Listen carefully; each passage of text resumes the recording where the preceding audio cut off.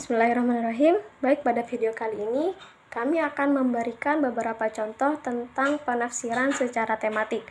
Sebagaimana yang telah kita ketahui bersama bahwa tahapan-tahapan yang dilakukan untuk melakukan penafsiran secara tematik itu terdiri dari 5 langkah. Yang pertama yaitu mengumpulkan ayat-ayat yang satu tema dan ayat yang memiliki indikasi keserupaan baik dari satu surat atau lebih. Kemudian yang kedua, mentartibkan mengikuti tartib nuzul surat. Setelah itu, menafsirkannya satu persatu dari ayat yang telah terhimpun mengikuti tartib nuzul yang telah disusun sebelumnya. Setelah ditafsirkan, maka dirumuskan hikmah dari penafsiran ayat tersebut dengan berpedoman pada maqasid Al-Quran. Setelah dilakukan perumusan tentang hikmahnya, maka langkah yang terakhir yaitu mengambil kesimpulan dari semua rumusan yang telah dipaparkan sebelumnya. Nah, pada contoh yang pertama yaitu tentang kebenaran semua agama dalam Al-Quran. Maka langkah yang pertama yaitu menghimpun ayat-ayat. Jadi dalam hal ini yang membicarakan tentang kebenaran semua agama dalam Al-Quran terdapat dalam Al-Quran Surat Al-Baqarah ayat 62, dalam Quran Surat Al-Maidah ayat 48, kemudian Surat Al-Baqarah ayat 136, kemudian yaitu ada Surat Al-Imran ayat 85, dan itu adalah ayat yang terakhir. Biarkan saya membacakan terlebih dahulu ayat dalam Quran Surat Al-Baqarah ayat 62 yang berbunyi, A'udzu billahi minasyaitonir rajim. Innal ladzina amanu wal ladzina hadu wan nasara was-sabiina man amana billahi wal yaumil akhir wa 'amila shalihan falahum ajruhum 'inda rabbihim wala khaufun 'alaihim wala hum yahzanun. Al-ayah. Kemudian surat yang kedua yaitu berada dalam Al-Maidah ayat 48 yang berbunyi, A'udzu billahi minasyaitonir rajim. Wa anzalna ilaikal kitaba bil haqqi musaddiqan lima bayna yadayhi minal kitabi wa muhaiminan 'alaihi fahkum bainahum bima anzalallah.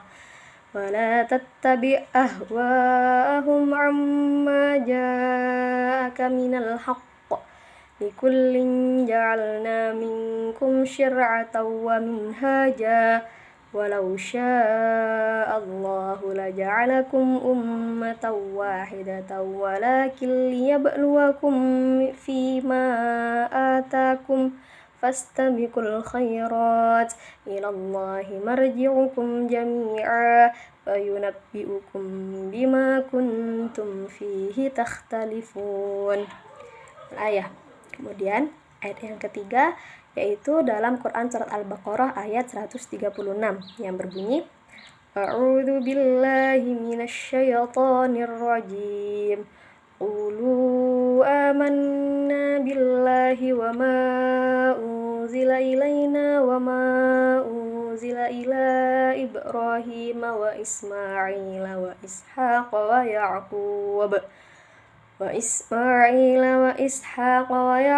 wal asbati wa ma utiya Musa wa Isa wa ma utiya an-nabiyyuna min rabbihim la nufarriqu baina ahadin minhum wa nahnu lahu muslimun. Al-ayah. Kemudian pada ayat yang terakhir dalam Quran Surat Al-Imran ayat 85 yang berbunyi, A'udzu billahi minasyaitonir rajim. Wa man yabtaghi ghairal islami dinan falan yuqbala minhu wa huwa fil akhirati minal khasirin. Al-ayah. Kemudian langkah selanjutnya yaitu dilakukan penafsiran terhadap ayat-ayat tersebut, di mana ayat-ayat sebelumnya telah disusun berdasarkan tartib nuzul. Yang pertama yaitu penafsiran Quran Surat Al-Baqarah ayat 62. Asbabun nuzul ayat ini adalah Ibnu Abi Hatim meriwayatkan bahwa ayat ini turun karena pertanyaan Salman Al-Farisi kepada Nabi Muhammad tentang bagaimana nasib sahabat-sahabatnya di Persia dahulu. Apakah mereka masuk surga atau neraka? Ia menceritakan bahwa para sahabatnya beriman kepada Allah, melaksanakan sholat, puasa, dan mempercayai bahwa kelak Muhammad akan diutus menjadi seorang nabi. Setelah Salman memuji amalan para sahabatnya ini, Nabi Muhammad mengatakan bahwa mereka akan masuk neraka. Kemudian Salman merasa terpukul mendengar berita ini. Tidak lama berselang kemudian, maka turunlah ayat ini. Dalam tafsir Ibnu Katsir dijelaskan bahwa menurut Abdullah Ibnu Abbas radhiyallahu an, yang dimaksud dengan orang Yahudi, Swabiin atau pengikut Nabi Yahya, dan Nasrani yaitu pengikut Nabi Isa, dalam ayat ini adalah mereka yang beriman kepada Allah sebelum diutusnya Nabi Muhammad, dan mereka percaya bahwa akan ada nabi di akhir zaman yang menggantikan nabi-nabi mereka, beramal soleh serta tidak melakukan kebatilan-kebatilan yang muncul pada agama mereka. Kepada orang-orang yang demikian ini, Allah memberikan jaminan keselamatan di hari akhir nanti. Ibnu Abbas radhiyallahu an menyebutkan beberapa nama yang termasuk dalam sebutan ini. Di antaranya yaitu pendeta Bahiro di Syam yang pernah menebak kenabian Muhammad ketika kecil berniaga ke Syams. Kemudian juga ada Warokah bin Naufal di Mekah, yaitu ahli kitab sepupu Khadijah radhiyallahu an. Kemudian yang ketiga yaitu ada Uskup Dugatir di Romawi, Uskup Kaisar Heraklius yang pernah dikirimi surat ajakan memeluk Islam oleh Nabi, dan yang uskup di mana sang uskup ini membenarkan agama baru tersebut. Salman Al-Farisi yaitu sahabat dari Persia, dan Abu Dzar Al-Ghifari, sahabat besar dari daerah mantan perampok dari Ghifar. Mereka semua adalah orang-orang yang sebelum diutusnya Nabi Muhammad beragama sesuai yang ada saat itu, tetapi mereka tetap meyakini akan ada nabi akhir zaman yang akan menggantikan nabi mereka, lalu menjadi nabi yang harus mereka ikuti agamanya. Allah Subhanahu wa Ta'ala telah memberikan dua syarat agar manusia dapat meraih keselamatan abadi kelak di akhirat: iman kepada Allah, juga hari akhir, dan amal soleh. Terserah apapun agamanya, selama mereka memenuhi dua syarat tersebut, niscaya mereka akan mendapatkan keselamatan dan kebahagiaan abadi di akhirat kelak. Jadi, setiap agama dapat menghantarkan pengikutnya yang beriman dan beramal soleh pada keselamatan abadi di akhirat kelak. Berkaitan dengan syarat pertama yaitu keimanan, Tabai menjelaskan tentang pengulangan kata beriman. Dalam ayat tersebut, pengulangan ini membuktikan bahwa kata iman pada kata kedua yaitu man amanah, barang siapa yang beriman, yaitu artinya menunjukkan pensifatan iman dengan arti yang sebenar-benarnya atau iman sejati. Berbeda dengan kata iman pertama pada kata innalladzina amanu, yang berarti sesungguhnya orang yang beriman, yang menunjukkan arti iman secara zahir saja, iman yang belum teruji keimanannya. Dalam banyak ayat Al-Quran, kata iman sering disandingkan dengan kata amal soleh, seakan-akan Al-Quran ingin menjelaskan bahwa iman yang merupakan pekerjaan hati tidak akan bisa dipisahkan dengan ketaatan yang menjelma dalam amal soleh sebagai perwujudan zahir keimanan. Iman tanpa pengamalan zahir tiada akan memberi kesan apapun. Juga sebaliknya, amal tanpa iman tidak akan memberikan kesan apapun dalam keselamatan abadi. Atas dasar inilah, maka dalam surat Al-Baqarah ayat 62 tersebut dinyatakan bahwa syarat keselamatan adalah iman dan amal soleh. Kemudian yang kedua yaitu penafsiran Quran Surat Al-Maidah ayat 48. Dalam tafsir Al-Azhar dikemukakan bahwa kedatangan Al-Quran adalah menggenapkan atau membenarkan kitab-kitab terdahulu sebab umat manusia bertambah maju dan daerah semakin meluas. Syariat dan syariah Mulanya berarti pensyariatan bermula dari air yang banyak atau jalan menuju sumber air. Agama yang dinamakan syariat karena ia merupakan sumber kehidupan ruhani, sebagaimana air merupakan sumber kehidupan jasmani. Al-Quran menggunakan kata syariat dalam arti yang lebih sempit dari kata din yang diterjemahkan dengan agama. Syariat adalah jalan atau aturan agama untuk satu umat tertentu dan nabi tertentu, seperti syariat Nuh, syariat Ibrahim, syariat Musa, syariat Isa, dan syariat Muhammad. Sedang din adalah tuntunan ilahi yang bersifat umum dan mencakup semua umat. Karena itu, agama atau din tidak mungkin dibatalkan, sedangkan syariat dapat saja dibatalkan oleh syariat yang datang kemudian. Minhajan maknanya adalah jalan yang luas. Bila dikaitkan dengan syir'atan, merupakan isyarat bahwasanya ada jalan yang luas menuju syariat atau sumber air itu. Siapa saja yang berjalan pada minhaj akan dengan mudah mencari syariat dan yang mencapainya sampai pada agama Islam. Kemudian ayat ini menerangkan bahwa setiap umat diberi syariat atau peraturan-peraturan khusus dan diwajibkan kepada mereka melaksanakan, dan juga mereka telah diberi jalan dan petunjuk yang harus dilaksanakan untuk membersihkan diri dan mensucikan batin mereka. Syariat setiap umat dan jalan yang harus ditempuh boleh saja berubah-ubah dan bermacam-macam, tetapi pada dasarnya landasan agama samawi hanyalah satu, yaitu tauhid. Kemudian penafsiran yang ketiga yaitu dalam Quran surat Al-Baqarah ayat 136. Firman Allah yang berbunyi Qulu amanna billahi, yang berarti katakanlah wahai orang-orang mukmin, kami beriman kepada Allah. Imam Bukhari meriwayatkan dari Abu Hurairah, dia berkata, dahulu ahlul kitab membacakan Taurat yang menggunakan bahasa Ibrani dan menafsirkannya kepada orang-orang Islam dengan bahasa Arab. Rasulullah SAW kemudian bersabda, janganlah kalian percaya kepada ahlul kitab, tetapi jangan pula kalian mendustakan mereka. Akan tetapi katakanlah kami beriman kepada Allah dan apa yang diturunkan. Khitbah dalam ayat ini, khitab dalam ayat ini ditujukan kepada umat ini. Kepada mereka Allah mengajarkan keimanan. Dari Ibnu Abbas berkata, sekelompok orang-orang Yahudi datang kepada Nabi, lalu mereka bertanya tentang Nabi siapa saja yang harus diimani. Maka turunlah ayat ini. Ketika nama Isa muncul, mereka pun berkata, kami tidak beriman kepada Isa dan orang-orang beriman kepadanya, dan orang-orang yang beriman kepadanya.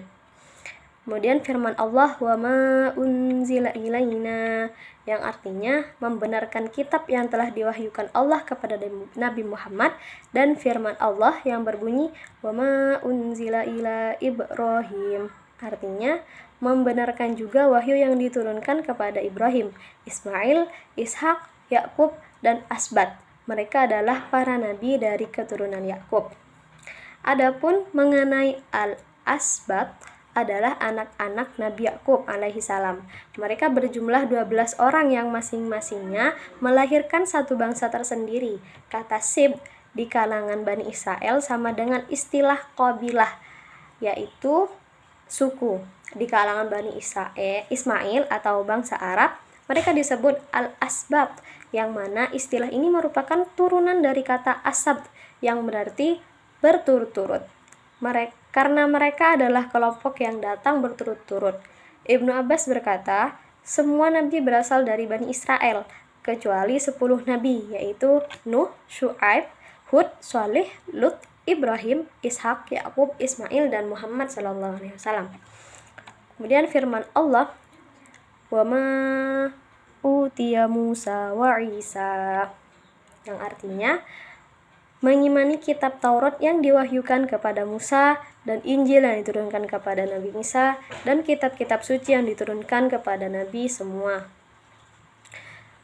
Kami meyakini dan membenarkan bahwa semua kitab itu benar, berisi petunjuk dan cahaya dari sisi Allah. Semua nabi yang disebutkan Allah, mereka itu berbeda di jalan kebenaran dan petunjuk. berada dalam kebenaran dan petunjuk.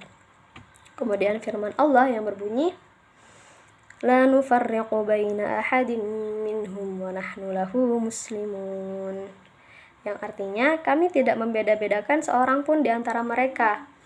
Al-Farra berkata, yakni kami tidak beriman kepada sebagian dari mereka dan kafir kepada sebagian yang lain, sebagaimana yang telah dilakukan oleh orang-orang Yahudi dan Nasrani. Kata muslimun memiliki dua makna. Yang pertama adalah makna luas, yakni orang-orang yang tunduk kepada ajaran keesaan Allah yang dibawakan oleh nabi-nabinya, dan makna sempit, yakni orang-orang yang beragama Islam yang merujuk pada makna komunitas pemeluk agama Yahudi. Jadi maka ayat di atas dapat dipahami bahwa hanya ada satu agama semitik, yaitu Islam. Sementara itu, agama selain Islam bukanlah agama yang diturunkan Allah sehingga secara otomatis tidak diterima di sisi Allah Subhanahu wa Ta'ala. Melalui ayat ini juga, Allah memberikan petunjuk kepada hambanya yang mukmin untuk beriman kepada Al-Quran secara terperinci yang diturunkan kepada mereka melalui Rasulnya, yaitu Nabi Muhammad SAW, dan beriman kepada semua kitab yang pernah diturunkan kepada para nabi terdahulu secara keseluruhan, tidak memilih yang satu dan meninggalkan yang lainnya. Hal ini karena pada dasarnya semua para nabi beragama dengan agama Islam yang mempunyai satu akidah, yaitu percaya kepada Tuhan yang Maha Esa. Kemudian penafsiran selanjutnya yaitu Quran Surat Al-Imran ayat 85. Asbabun nuzul dari ayat ini adalah Mujahid As-Suddi berkata, ayat ini turun berkaitan dengan Al-Haris bin Suwaid, saudara Al-Hulas bin Suwaid. Pada awalnya ia termasuk sahabat Ansor, tetapi selanjutnya ia beserta 12 orang lainnya murtad dari Islam dan pergi ke Mekah dalam keadaan kafir. Lalu turunlah ayat ini, kemudian ia mengirim pesan kepada saudara laki-lakinya bahwa ia bertobat. Ibnu Abbas radhiyallahu an berkata, ia masuk Islam kembali setelah turunnya ayat ini. Menurut tafsir Ibnu Katsir, barang siapa mencari agama selain agama Islam, maka sekali-kali tidak akan diterima agama itu darinya. Yakni barang siapa yang menempuh suatu jalan selain jalan yang telah disyariatkan oleh Allah, maka jalan itu tidak akan diterima darinya. Perihalnya sama dengan apa yang telah dikatakan oleh Nabi SAW dalam sebuah hadis sahih, yaitu barang siapa yang melakukan suatu amal, sedangkan amal itu bukan termasuk urusan kami, maka amal itu ditolak. Kemudian Imam Ahmad mengatakan telah menceritakan kepada kami Abu Sa'id Maula Bani Hashim, telah menceritakan kepada kami Abbad Ibnu Rashid, telah menceritakan kepada kami Al-Hasan, telah menceritakan kepada kami Abu Hurairah yang saat itu kami berada di Madinah, bahwa Rasulullah SAW pernah bersabda, kelak di hari kiamat amal perbuatan datang, maka datanglah sholat, lalu berkata, wahai Tuhanku, akulah sholat. Allah berfirman, sesungguhnya kamu dalam kebaikan. Sedekah datang, lalu berkata, wahai Tuhanku, akulah sedekah. Allah berfirman, sesungguhnya kamu dalam kebaikan. Kemudian datanglah puasa, lalu berkata, wahai Tuhanku, akulah puasa. Allah berfirman, sesungguhnya kamu dalam keadaan baik. Kemudian datanglah amal-amal lain, semuanya dijawab oleh Allah Subhanahu wa Ta'ala, sungguhnya kamu dalam keadaan baik. Lalu datanglah Islam dan berkata, wahai Tuhanku, engkau adalah sumber keselamatan dan akulah Islam. Maka Allah berfirman, sesungguhnya kamu dalam keadaan baik, atas dasar kamulah aku mengambil dan atas dasar kamulah aku memberi. Dalam tafsir Jalalain, barang siapa mencari agama selain agama Islam, maka tidaklah diterima dan di akhirat ia termasuk orang yang merugi, karena tempat tinggalnya ialah neraka, di mana akan menetap di sana untuk selama-lamanya bagi setiap pemeluk selain agama Islam. Serta menurut Dr. Quraisy Shihab, barang siapa yang menghendaki agama lain setelah diutusnya Nabi Muhammad SAW, selain agama dan syariat Islam yang dibawanya, tidak akan diperkenankan Allah pada hari pembalasan nanti. Dalam pandangan Allah, ia termasuk orang yang menyengsarakan diri sendiri. Mereka berhak merasakan siksa yang pedih.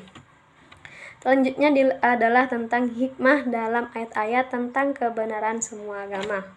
Langkah selanjutnya itu merumuskan hikmah-hikmah pada ayat yang pertama, yaitu dalam Quran Surat Al-Baqarah ayat 62.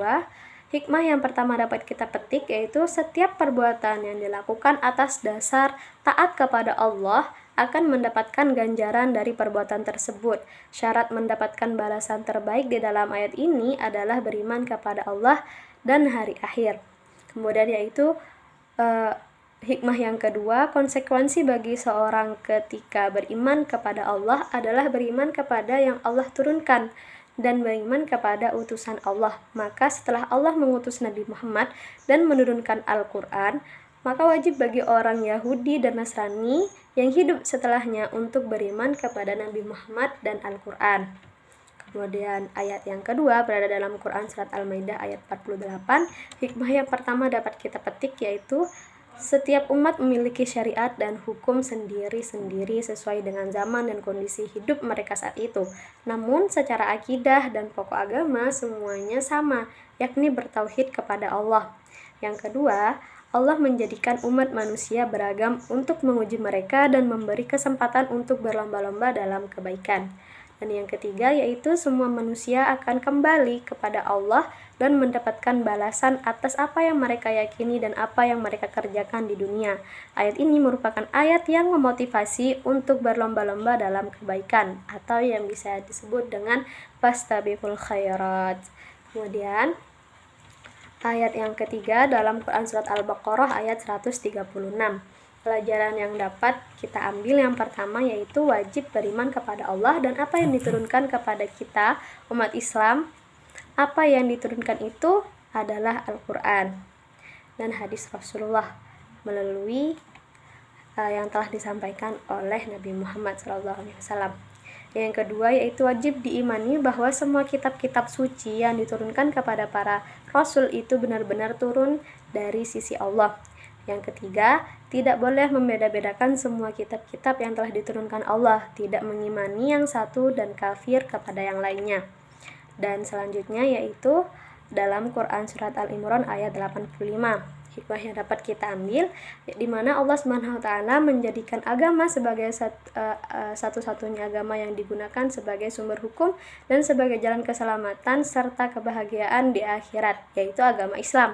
Oleh karena itu, barang siapa yang menempuh jalan selain jalan yang telah digariskan Allah, maka ia akan memperoleh kerugian. Langkah yang terakhir yaitu menarik kesimpulan. Dari yang telah dipaparkan, dapat kita ambil kesimpulan dari penjelasan beberapa ayat di atas. Dapat disimpulkan bahwa Nabi memiliki syariat yang berbeda dengan yang lainnya, tetapi dasar-dasar agama mereka sama, yakni kesamaan akidah, yaitu percaya kepada Allah Subhanahu wa taala yang Maha Esa. Dari setiap nabi wajib kita imani kebenarannya dan ajarannya. Mengimani ajaran Nabi terdahulu bukan berarti menjalankan syariatnya, karena setiap Nabi diutus untuk umat dan zaman yang berbeda-beda. Maka setelah Allah mengutus Nabi Muhammad dan menurunkan Al-Quran, maka wajib bagi orang Yahudi dan Nasrani yang hidup setelahnya untuk beriman kepada Nabi Muhammad dan Al-Quran. Dari penjelasan di atas kita dapatkan bahwa agama itu hanyalah satu, yakni Islam, sebab seluruh ajaran yang dibawa semua nabi adalah sama di bawah satu panji-panji, yakni Islam.